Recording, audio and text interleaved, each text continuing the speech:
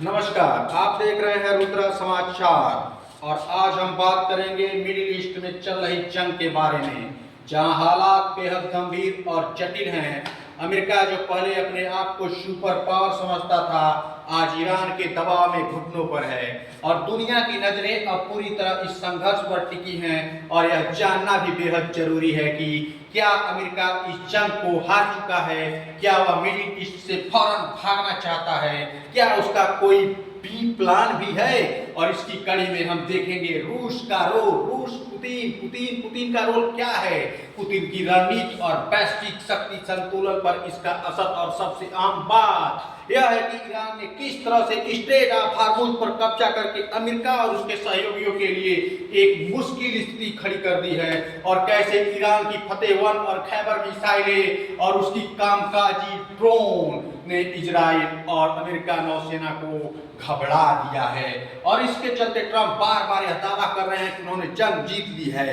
ये उनकी हार और उनकी निराशा का एक कारण है, लेकिन असली तस्वीर कुछ और ही कह रही है, क्योंकि हरमुज की शिपिंग लेन बंद होने के कारण वैश्विक तेल की कीमतें आसमान छू रही हैं और अमेरिका को वैश्विक सहयोगियों से मदद लेने के लिए बार बार अपील करनी पड़ रही है। बार बार जैसे दो देहात में लोग चिरौरी करते हैं, भैया मेरे तरफ से आ जा, भैया मेरे तरफ से आ जा। यही दशा हो गई है अमेरिका का। अमेरिका बार बार अपील कर रहा है और यह देखना दिलचस्प है इन 5 देशों से जिनसे वो बार बार अपील कर रहा है, क्या उनका पूरी तरह से सहयोग करेंगे। नहीं, सहयोग नहीं कर रहे हैं। और चीन ने यहां तक साफ कह दिया कि हरमुज से एनर्जी सप्लाई जारी रहनी चाहिए। जापान ने कहा हम किसी के आदेश पर नहीं चलते, चाहे कोई भी हो। वहीं फ्रांस ने कहा है हम केवल डिफेंसिव प्रेजेंस बनाए हुए हैं। यहां तक कि यूके ने भी इस पर समर्थन नहीं दिया। और इस स्थिति में अमेरिका अकेला पड़ता नजर आ रहा है। और अमेरिका के लिए जंग अब सिर्फ इजराइल की सुरक्षा तक सीमित नहीं रह गई है, बल्कि अमेरिका की अपनी साख और उसकी वैश्विक प्रतिष्ठा दांव पर लगी हुई है। और अमेरिका की गलियारों में यहाँ खामोशी पसरी हुई है, क्योंकि धमकियां अब काम नहीं कर रही हैं। प्रतिबंधों के पुराने हथियार बेअसर साबित हो रहे हैं और अमेरिका जनरल और कमांडर अब एक दूसरे की तरफ देखकर रणनीति कर रहे हैं, क्योंकि सैनिकों का मनोबल प्रभावित हुआ है और अमेरिकी युद्धपोतों की सुरक्षा अब खतरे में है। ईरान की उन्नत एंटी-शिप मिसाइलें और छोटी तेज नौकाओं का नेटवर्क बेहद ही प्रभावी और खतरनाक रहा है। हर पल अमेरिकी जहाजों और सैनिकों के लिए खतरा बढ़ रहा है। और इसी बीच रूस ने खुलकर ईरान का समर्थन किया और खामने को सुरक्षा कवच देकर उनके पलटवार की संभावना को और बढ़ा दिया है।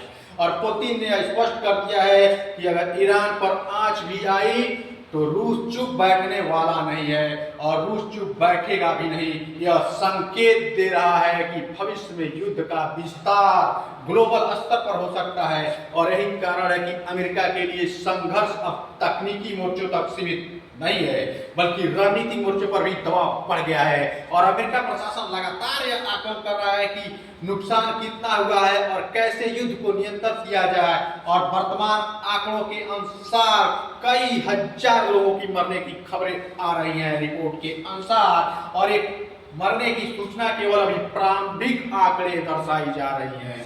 प्रारंभिक आंकड़े हैं क्योंकि जंग जारी है। और इसी बीच अमेरिका ने 5 देशों से युद्धपोत और एयर सपोर्ट के लिए मदद मांगी है, लेकिन सहयोग में विलंब और अनिश्चितता अमेरिका की स्थिति को और भी जटिल कर दे रही है। अमेरिकी नारे अमेरिकी फर्स्ट अब खुद को कमजोर साबित कर रहे हैं और ट्रंप बार बार यह दावा कर रहे हैं कि जंग हमने जीत ली है। भैया जंग जीत ली है तो इतनी घबराहट क्यों है, लेकिन वास्तविकता कुछ और ही है।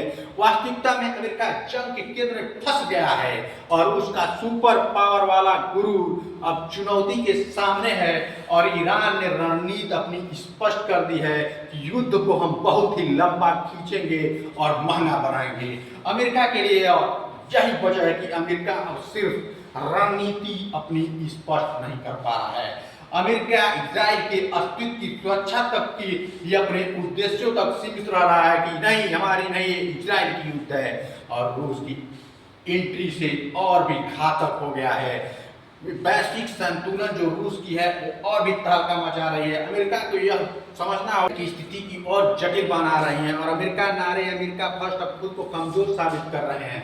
और ट्रम्प बार बार यह दावा कर रहे हैं कि जंग जीत ली गई है। जीत क्या ले गई है, उनकी घबराहट बोल रही है, उनकी हताशा बोल रही है, लेकिन वास्तविकता में अमेरिका जंग के केंद्र में ऐसा फंस गया है कि अब ना उसे आगे जाना पड़ रहा है ना पीछे बढ़ना है। उसका सुपर पावर वाला गुरु, जिसे बहुत गुरु था, सुपर पावर वो चुनौती के सामने ईरान ने अपनी रणनीति ऐसी स्पष्ट कर दी है कि युद्ध को इतना लंबा खींचो और इतना महंगा बनाओ कि अमेरिका के लिए यही वजह है कि अमेरिका सिर्फ इजराइल के अस्तित्व की सुरक्षा तक ही अपने उद्देश्य सीमित कर रहा है और रूस की एंट्री से वैश्विक शक्ति संतुलन बदल रहा है। और अमेरिका को यह समझना होगा कि अकेले वो इस संघर्ष को नियंत्रित नहीं कर पाएगा और इसमें वैश्विक तेल आपूर्ति पर ईरान का नियंत्रण पड़ गया है और इसका असर पूरे विश्व की अर्थव्यवस्था पर पड़ रहा है और वैश्विक बाजारों में अस्थिरता पड़ गई है। निवेशकों का भरोसा कम हुआ है और अमेरिका की योजना अब नए गठजोड़ और सहयोगियों की मदद पर निर्भर हो गई है।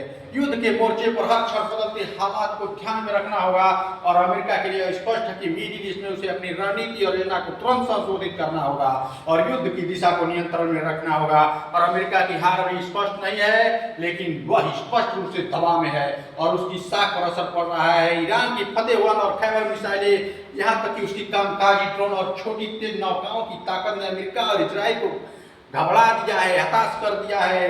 अमेरिका सोच रहा है कहाँ हम बीच मझधार में पड़ गए हैं इजराइल के चक्कर में। वहीं पर रूस भी इस समय अपनी ताकत का इस्तेमाल कर रहा है। रूस का समर्थन पाके ईरान और भी मजबूत बन चुका है और इस स्थिति में वैश्विक रणनीति और अर्थव्यवस्था दोनों प्रभावित हो रही है। अमेरिका की रणनीति अब केवल इजराइल के अस्तित्व की सुरक्षा तक सीमित रह गई है और अमेरिका के पास सीमित विकल्प बचे हैं। और ट्रम्प बार बार कह रहे हैं कि जंग जीत ली है, जंग जीत ली है, लेकिन अपने ही सैनिकों और सहयोगियों के दबाव में है और आने वाले दिनों में यह जंग वैश्विक शक्ति संतुलन और तेल आपूर्ति के लिए लायक साबित होगी।